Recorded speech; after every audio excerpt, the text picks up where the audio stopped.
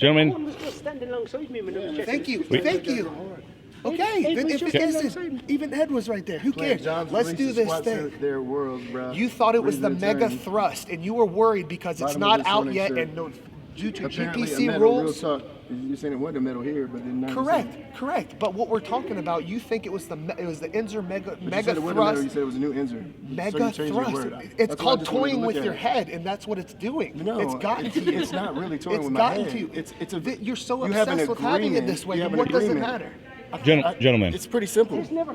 Save your energy. The shit's pretty fucking simple. Let's have a pleasant discussion. Let's save our energy for tomorrow. Both of you guys got some big lifting to do. You guys are competitors, so. No, not yet. You have an agreement, all of a sudden you get hit. We will be. And all of a sudden, the shit's bullshit. You're gonna out squat me, then out squat me. Oh yeah, whatever. Let's see it. I know you don't have your suit here like you planned on. I'll tell you what, gentlemen. This is Chris Duffin here, sitting down with Jimmie Pacifico, #BeKnown, and Chris Pappillion, #GameOver. So really happy to sit down with these two. You can see we've got our game faces on here today. Actually, a little surprised that both of them actually agreed to sit down and talk with me. If you don't know the backstory, these two kind of have no love lost for each other, we'll put it that way, and maybe we'll dive into that a little bit. But, and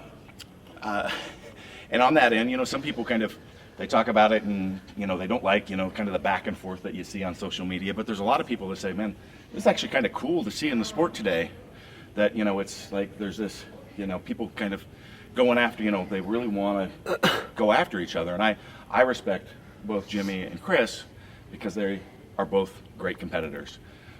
Jimmie and I have competed against each other. I haven't had the chance to do that with Chris before, but I really appreciate the competitive spirit of both these guys, and it's showing up here. I mean, they've set aside, we're at GPC Worlds, but you know, they've agreed to a certain set of rules to come together.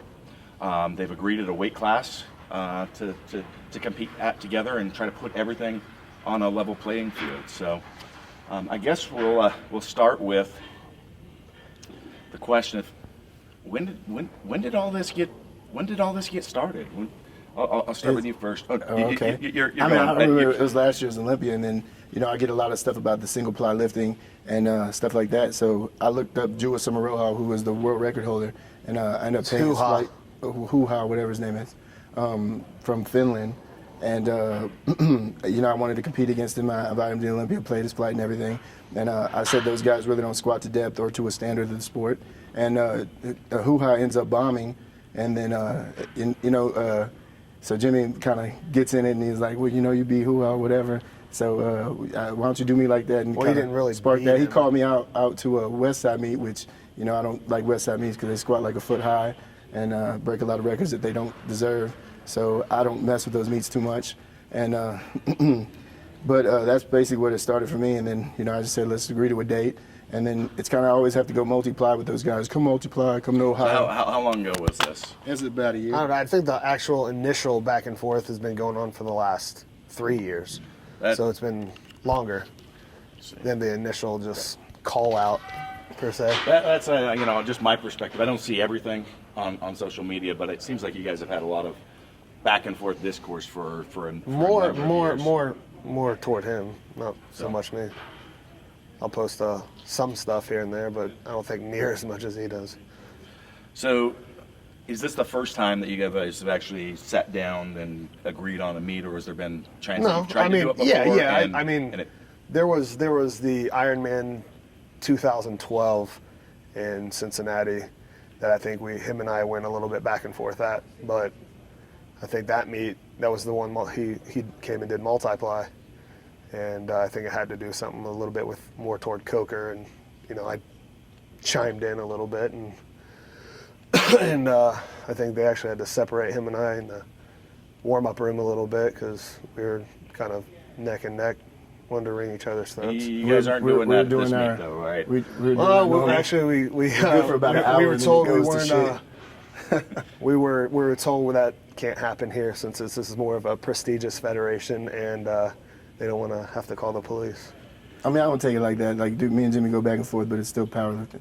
It's personal. We get shots, but it's still competition. Like, if I didn't respect him as a lifter, as a person, and think he was a strong guy, then you wouldn't go after him. The John back and forth is just kind of like competitive spirit in a way, and just, you know, you want to lift against the better guys. So I know Jimmy's a good lifter, and he's very strong, so you can't take that from him ever.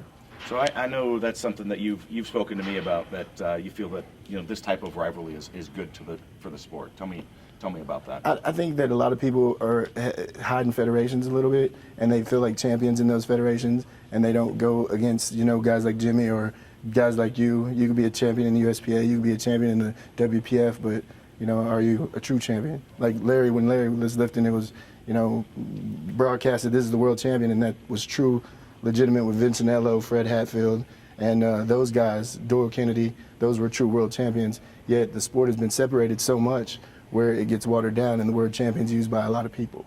That's one thing that I'll just chime in on my opinion. So for those who don't know, Larry Pacifico is sitting behind the camera with us. But that's a pet peeve of mine about the sport today, is everybody, there's so many champions, and you go to a meet and everybody is a winner. Like, really? We're in Participation tough, we're in like a hardcore sport, and we have to play participation awards. Yep. Yeah. Really? Absolutely. And so And the it's 220 class, you got so many of them. Jimmy, Brandon Cass, you, Duffin, Nara. I mean, there's so many great ones that, like, but they don't meet. It's like, you know, it's easy to say, like, you know, but that's why I like to compete in different, you know, I go multiply. You know, I'm not great at it, but I'll try. I've flown out there a couple times, but you just try your best to do what you got to do. What's your view on this, as far as it being positive or negative for the sport? I mean, I think it can be positive to a point if it's exposed and promoted correctly and positively. You know, it can be done the wrong way, therefore making people annoyed, making people, you know, just wanting to get it over with, you know, other than, you know, anticipating it, ready for it. People are just, you know, if it's done the wrong way, then people, like I said, get annoyed and just don't want to hear much about it anymore. Yeah, I definitely could see there's a line there that you want to avoid. Right. And definitely, like, that whole thing with, hey, we don't want to be at each other's throats here. You know, that's going to be just going to have negative connotations here. A lot of the stuff. Oh, never mind. Go ahead. And I just, yeah, it's just that would be something that we would want to avoid. Are you at that point right now where you are on that line of you just want it to be over, or you? Yeah. You fired up, or, you know? I just want it to be over with. I'm ready for it tomorrow. Just getting it done and then going from there. You know, this is my first single ply meet I've ever done. So, like I said, we've promoted it 75% positive, I would say. But like I said, it's still that initial remaining percent that everybody just wants it to be over. People are annoyed, and I'm just ready to get over with. All right. I think there's a lot of people looking forward to seeing you guys go to head-to-head. Oh, absolutely. Regardless of all Absolutely. that. But I mean, I definitely feel that you're beyond the point of just, I just want to get over, because, I mean, I'll toss in a little footage. I mean, you were clearly doing a little bit of playing with Chris's head the last few days, and we were, you know, what I observed earlier with the gear check piece. You know, which is it's part of the sport, right? Trying to get in somebody's head. Exactly. And I think he's done. You know, he's tried to do the same toward me. Does it work? No. I mean, you know, Chris may think that, you know, I don't understand what pressure is. That's Chris's big thing. Jimmie doesn't understand pressure. And my background has always been track and field. You know, I've only been competitive powerlifting for 3.5, 4 years even. You know, I did maybe one powerlifting meet in high school, but, you know, this is still relatively new, but, you know, pressure is something that I know a lot of, you know, when it comes to throwing the shot put, having to win on your last throw, having to win the nationals on your last throw. That's pressure. Powerlifting is easy. Powerlifting is just lifting weights. Pressure is trying to break parallel in me, so I ain't never seen you do it. Hey, but you know what, Chris? Bro, like, for real. How many times you squatted to me and never broke parallel one time? Chris, look who's the one that's talking. You're the one that talks about depth so much. Training and meets, though. Much. Chris, so you're saying you squat to a meet every time you've done a meet, and you've squatted to parallel every single time you've gone to a meet? I mean, I compete in USBA. I mean, they will bomb you. You can't go to West Side, do that West Side stuff over there. I'll go to the Olympias. You didn't want to go over there because you didn't want to walk out your squat. I don't want to do the Olympia because a lot of people have a lot of negative things to say about the Olympia. Like the what, you stage gotta break sinking in, parallel? the stage sinking in, the equipment's not that great. And Chris, you know what? Steve Dennison and you are boys, okay? I chose the GPC because it's a prestigious federation neither of us have lifted in, and it's fair. It's SPF. It's fair. That's all you ever lifted. SPF, dude, you look around. These are all European judges I'm who just do it saying. very, very, very fair. Still SPF stuff. Guess what? We'll see tomorrow, okay? We'll see. All right. I'm here. That's right. It is. I mean, I have to say, I know you've called out the SPF a bunch through the ages. I think a lot of people have. Yeah. It's one of those things that people have gone after, but it is, they're part of the GPC. Correct. And I was actually surprised when I showed up, and it's been all European judges running the whole event. It has so been very far, good, consistent, and it has. Yeah, I give it to him. Jesse's getting a lot better than what the past has been. So I mean, I've liked what I've seen so far. So I think it's a good platform. I mean, we never know what's going to happen tomorrow. I'm going to try to capture some footage of your guys' lifts as well, so we can see that go down as well. Cool. So I think that would be a good thing. Absolutely. Yeah. So what have you done as far as what's your strategy for tomorrow, Chris? The strategy for Don't tell me. I don't want to know. I mean, honestly, Scared. just open humbly and go from there. And then I just want to see Jimmie follow the rules. Honestly, what I think when Jimmie goes back to multiply, this will help him. Being accountable for the rules in depth, something that he hasn't been accountable for. And I think if he crosses back over, it will help him there. But I just want to see him be held to the rest of us, not Jimmie Pacifico, the son of the legend, just Jimmie Pacifico, a lifter himself. Not somebody that goes to West Side and gets high squats pass because, it seems like all those guys. I got kicked out of West Side twice. I'm not saying that. I'm just saying that I just want to see you lift like us and be held to the rules like us. You know what I mean? If you beat me tomorrow, hey, you're a better lifter. I can't say you're not. But you're not going to call me out and I'm not going to show up. That will never happen ever. So And you said, never you once won't come did I to say GPC. you I wouldn't said, show I'll be up. Never once did I say you wouldn't show up. I actually shot a kudos to you online for actually flying out to get second and then having to go back and spend 80 days in jail? Gosh, man. That's kudos to you for wanting to do it, though. Oh, my God. I'm clapping my Hey, bro, hands to you, there's man. so many people involved that I had no other choice. Hey, Like I dude, said- I'm I said actually. Hey, if you would have not came, I would have seriously been pissed off. No, and I wouldn't even want to lift. It would have been stupid. No, I said, but bro, I'm you- honestly happy that you came because all these people and all the promoting we've been doing, and it's going to probably draw a lot of people here, is a good thing. I'm not shoving that in your face. I'm actually being 100% real. Yeah, no, I understand. Yeah, I felt that way too. It's like, we've made all these people want to watch us, and then, I just have to take that consequence when it comes. Yeah, and that's what I said. That's why I wanted to sit down with you guys. I respect both of your competitive spirits. You've got a lot on the line showing up here. Both you guys do, and Absolutely. because someone's going to walk home a winner, and someone's going to walk home a loser, right? So, you got to step up to that after all this, talk online and other stuff. But a lot of other stuff. It's not just him and I. There's other lifters tomorrow, and who knows? Guy can have a 9 for 9 day and 100%, and you never know what they do. My mature lifting partner over here, 66 years old, says he's going to beat you guys. Beat you There tomorrow. we go. Just so you know. But yeah, I mean, check a that's- system for Viagra after the meet. he had excessive Before. Viagra. He was Before. cheating performance enhancement drugs. But I think that's something that it's not only Chris and I, it's also the other guys lifting, and you never know who's going to show up.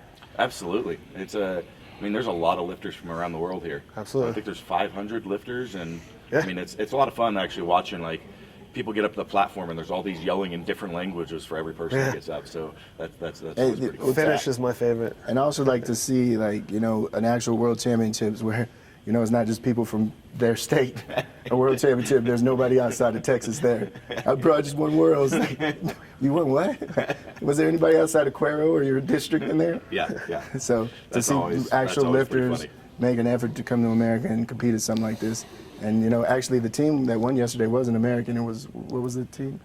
Was it Australia? I'm not sure. I think the South Africans took second and Australians took third. And they had but I like don't know 47 lifters. I don't know who won. That's amazing. You know what I mean? So they just basically came here and did really well. I was surprised. I didn't even know there was powerlifting in South Africa until earlier this year. I started getting orders for whiskey and deadlift shirts and shoulder rocks from South Africa. And I'm like, My dad knows a okay. lot about the South Africans. Wow. Yeah. We had people going from my gym to South Africa back in '84, '83. Excellent. So they're good lifters down there. In fact, Ron Collins, the great lifter from England, retired there, and he organized it quite a bit. Yeah, it's great to see. They've got a pretty big team here. They used to have this battles with what weekend. was Jim Cash back in the day when Larry used to go at it? Huh? You're not the king today. So tell me, you said there's been sometimes Chris has been trying to get in your head. What's he been doing to try to get in your head? I I'll post stripper pictures of him on a pole. I think he's gotten I have to stripper the pictures. desperate point of like trying to Or Photoshop him with makeup pictures on, of like little pictures of him with makeup on. yeah, That's always some a of good one. those, you know, trying to It's not Photoshop Photoshop. a picture of No, Jamie it's not Lewis Photoshop. kissing me. It's not Was Photoshop. that what that was? Totally. I saw that Jamie Lewis. picture. I didn't know who it He was. was real happy about that. Let me tell you Jimmy that. has a strong girlfriend. I mean, So, all right. Well, glad you guys are doing something to keep that that fire going for tomorrow. You got a game plan, strategies for tomorrow? Oh yeah. Oh yeah. All right. Oh yeah. I wouldn't say 9 for 9. I've never gone 9 for 9. But yeah, I think everybody should go into something with some sort of game plan, but I don't think it should be exposed. All right. I expected that to be the answer, but Right. I thought I'd ask anyway. I know that's the answer I would give too. Right. But training cycle been pretty good leading up to this. Yeah, it was good. I was about 3 weeks ago. It was my first week of Circumax. Tweaked my right pec. Scared me. Literally thought I tore it. But, you know, it was just fascia. You know, coming down, I lowered the, you know, the thing about the single ply shirts that I've gotten used to is they're not as thick in the collar. They're not, you know, they're not a double or triple ply shirt. So there's not a lot of, you know, armor, you know, per se, covering your chest. So lowered the collar down a little bit too much, exposing, you know, the pecs. And as I pressed, I think it was like 800 off a 2 board, I felt a twinge, like a spasm in my pec. And then after that, the next couple of days was super sore. Started getting deep tissue massage, lacrosse ball, you know, did a bit of IGF-1, help. all right, a question for Jimmy. Can you cover about multiply coming to single ply, being a good multiply, the things that you had to go through and the things that you don't think about as a multiply lifter, crossing over to a single ply and changing, it kind of It's changes easier to everything. hit depth. Thank God. Whew, God. A lot easier. Yeah. But what is there any other hang-ups at all? Nah. I've always deadlifted single ply suit, no briefs. I've always, you know, everybody knows the shirts nowadays are just as good as a double ply shirt. The bolts are kind of, I think the katana's a little better than the bolt. Yeah, to each his own. But like I said, yeah, nothing's really changed. I mean, as long as you can keep technique-wise, I think you're good. Yeah. I didn't find I changed a whole lot when I went Right. from multiply to raw. Yeah. Honestly. Yeah, you always squat. You squat like me, raw, wide stance, Yep. kind of descend relatively slow, but not too slow. Yep. Yeah, but I thought like single ply, you. I never got that. For me, I'm just like, if I'm gonna wear gear, I wear gear. So Yeah, that was gear's always gear. my view. We talked Yeah, about no, this no, a I few understand. times. It's like I don't see any kinda halfway. In THSPA, we kind of grew up in the single ply federations where they teach us that. So then you kind of keep it. And then back then was like Ed Cohn, Steve Goggins, Anthony Clark, those guys in Texas. So I just kind of stuck with what I grew up with. So then they cross over to multiply, and then you see like a lot of lack of integrity in the judging, and it's harder to break parallel and stuff. So I kind of stuck with what I've always done. How's your training cycle been leading up to this? I mean, honestly, honestly, the way I felt is like going after Jimmy and knowing somebody that's that good is you have to pull from emotion. Like sometimes it's not even getting stronger. It's like, you know what, fuck it, I got to try this today. There's no way that you're going to stand in front of him unless you're willing to get under this. I've squatted 900 more times than I ever have in my life just on, man, look, you got to man up and just do it. So you cold So sweating. you've really used this, you know, this rivalry to actually fuel your training. You always have to. I mean, you know, you go at it and you're not going after somebody that's weak, Joe Blow. I mean, there's no point in facing Joe Blow. There's no competition. So yeah, I mean, you've had to pull from, and I've had things in my life that I don't use as an excuse, but it's something to keep you on track and just to focus. So I know you either get stronger or you lose. Pick one. What tomorrow? What are your worries about something that could go wrong? What kind of troubles you? Jimmy showing up in a canvas suit kind of troubles me. I mean, Jimmy's strong. I mean, you don't know what he's going to do. So he could have a really phenomenal day. I think I could either barely win or get blown out. That's the way I feel about it. Because if he hits on point, then his bench and everything, I mean, he's hard to beat. But if he makes mistakes and something new, misses depth, or, you know, judges a bench wrong and misses commands or something like that, anything can happen. Just like with Drew. Drew was a major favorite. Hoo-ha. But, I mean, he couldn't hit depth in the USPA. So anything can happen in a powerlifting meet, and you just got to be there to try it. I think we should figure out a way to steal Jimmy's bench. I think it's unfair. I know. Man, I should be getting more out of a bench shirt. I'll tell you that. I tell myself to make myself feel better. I was like, man, he must be using fake plates. I think a 600 raw bench should correlate more to a 900-pound bench, but I don't have that big bench belly, or I have a 74-inch reach. I can teach you how to do that. 3. If you want to hang out with me for the rest of the week, yeah, we'll work on some eating habits. Yeah, I made a meat superior like puke. Oh yeah. I remember him saying that actually. It didn't Larry hit what, 595 somewhere in there?